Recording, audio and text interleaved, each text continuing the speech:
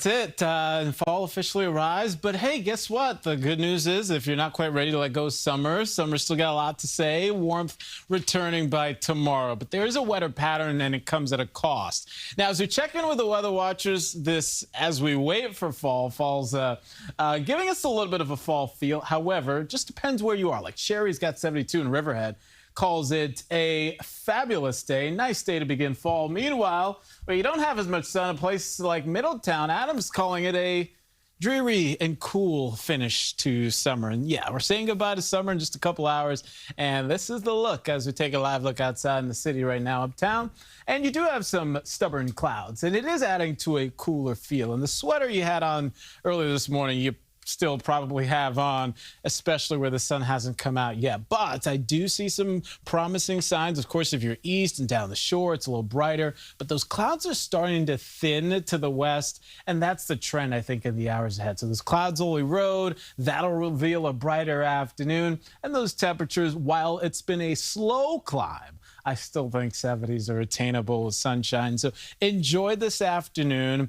And with the south wind shifting gears, that will allow a bit more of a modification or air mass. So it's not going to be quite as cool when you step out the door tomorrow. And that's going to be a nice launching pad to about 80 degrees tomorrow afternoon.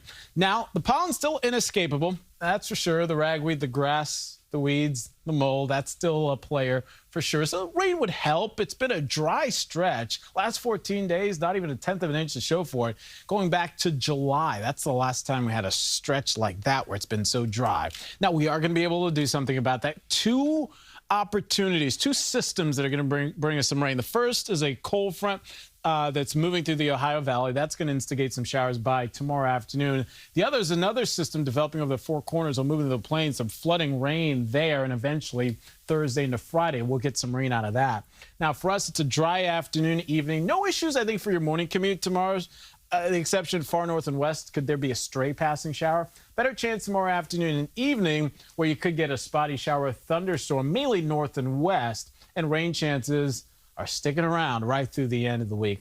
One thing is, if you do want to capitalize on the sunshine today as we round out the season, just keep in mind the rip current risk is going to be elevated. This is why. Strengthening Hurricane Gabriel. Now what? Guess what? It's a major Category 3. That didn't take long. Bermuda, happy that they're not dealing with the brunt of that and may have some strengthening to go as it continues to work into the open waters. So this is the story. 74 this afternoon, up to 80 on the first full day of fall tomorrow. Temperatures do trend downward by the end of the week, and we do have more wet weather in the works to close out the week. That is your first look forecast. The team will have another update this afternoon. We'll be right back.